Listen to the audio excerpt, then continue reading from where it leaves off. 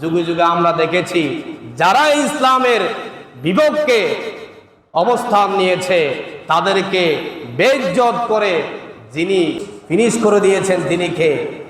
আল্লাহ। আমাদের কয়েকদিন আগে আপনারা শুনেছেন অবশ্যই নারী কমিশন সংস্কার, একথা আমি গত জুমায় বলা উচিত ছিল। নারীরা সংস্কার চায়, নারীরা মনে করে আমাদের উপরে পুরুষরা বৈষম্য করতেছে। কি করতেছে? বৈষম্য করতেছে। আল্লাহর কোরআনের বিপক্ষে তারা অবস্থান নিয়েছে। নাউজুবিল্লাহ বলবেন না?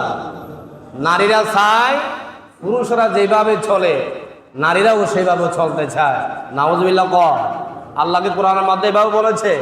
আল্লাহ বলেছে নারীরা তোমরা পর্দায় থাকো, পুরুষরা তোমাদেরকে তোমাদের ভরণ পোষণের দায়িত্ব পুরুষরাই গ্রহণ করবে। সুবহানাল্লাহ বলবেন না? তাহলে এই কোরআনের সাথে এটা সাংঘর্ষিক কি না? সাংঘর্ষিক। তারা সংস্কার চাচ্ছে।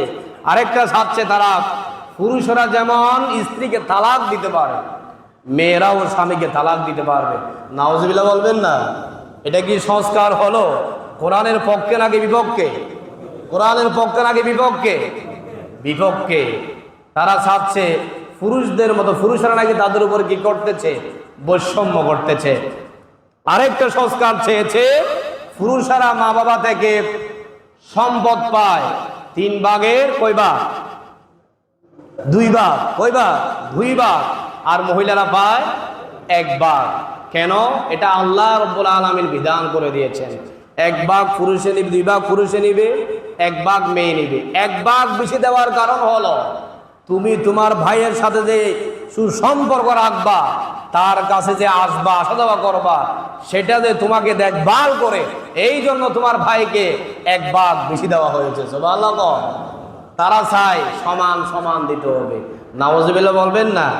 এই রকম কোরআন বিরোধী যদি কোনো সংস্কার বর্তমান সরকার করতে চায়, আমাদের সবার মুসলমান হিসাবে প্রতিবাদ করা দরকার আছে না নাই?